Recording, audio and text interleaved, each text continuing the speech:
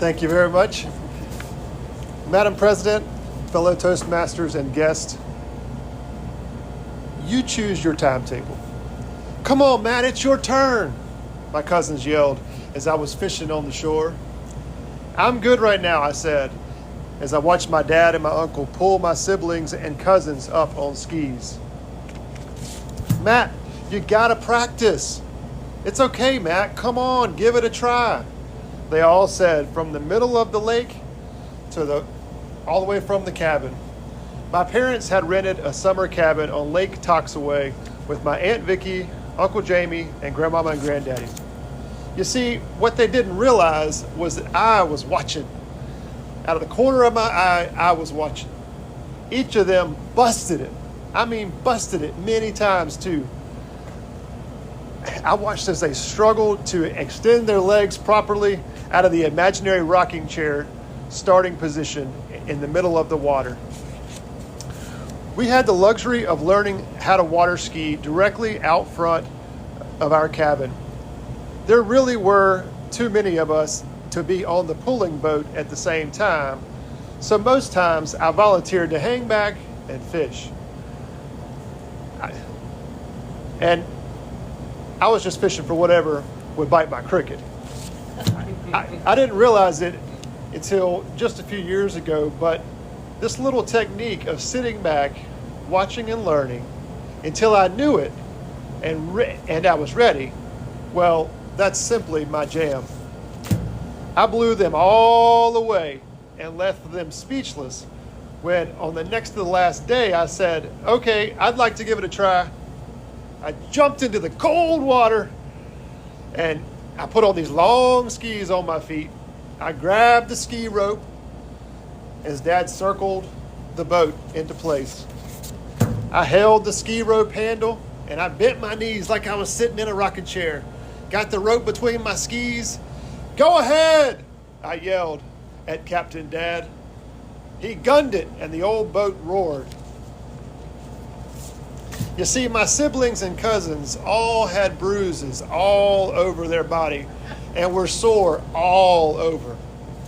They had fallen down dozens of times while I was fishing and observing and taking mental notes. Once I had the correct order and routine in my head, I was ready to go and nailed it on the first time. Fast forward from when I was 8 to when I was 15 and it was time to go to the DMV and get my driving permit. Most kids counted down the days.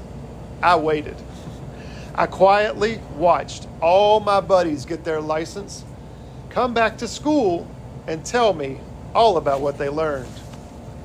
After a few months of reading and studying, I went out and aced the exam. I don't know exactly what it was, but I wasn't on their timetable. Quite frankly, I like the fact that I didn't let peer pressure push me behind the wheel or behind the skis until I was ready. Fast forward to age 38. I was reminded of this story as I was recently studying for my private pilot's license. I had a coworker start studying for his drone pilot certification. Granted, he is an engineer, a great test taker, and a master at reading comprehension. He passed his FAA exam in like 10 days from the time he started studying for it. I have to admit, I was a little jealous. I was jealous at his speed. I wanted that, but did I really? I don't know. I'm still trying to figure that out. I'm not ready to fly yet, nor am I even ready to take the knowledge test yet. I purchased the textbooks at the start of COVID-19 in March 2020. I have a goal of reading or studying at least one page or 15 minutes for my private pilot each day. I have completed reading the entire Pilot's Handbook of Aeronautical Knowledge from cover to cover, and I'm now two-thirds of the way through the FAA Airplane Flying Handbook. I'm on my own timetable here, just like when I was water skiing or learning to drive. No one can rush me, and I shouldn't beat up myself either for taking so long. It's a major undertaking, and it's not like this is all I'm doing either. I still have a full-time job.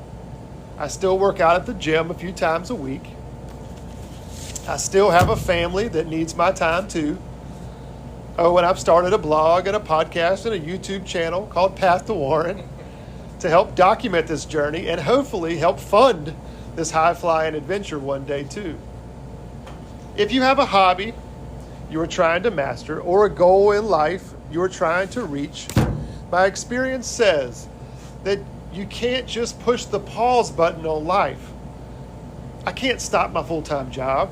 I can't stop working out. I can't tell my family that I'm not going to come home until late each night because I'm studying for this exam. They need me more than I need my pilot's license. What I'm learning is to go to bed early, like 9 or 9:30, max. Get up early, like 4 a.m. Set an achievable goal of reading a page a day in a few different books, just one page each. Turn the page, dog-ear it, put it on the stack, and pick it back up the next day. This practice allows for balance in family, work, and true comprehension of multiple subjects over time. Don't let other people's activities or timetables dictate your timetable. Madam President, fellow Toastmasters and guests, you choose your timetable. Thanks for letting me share.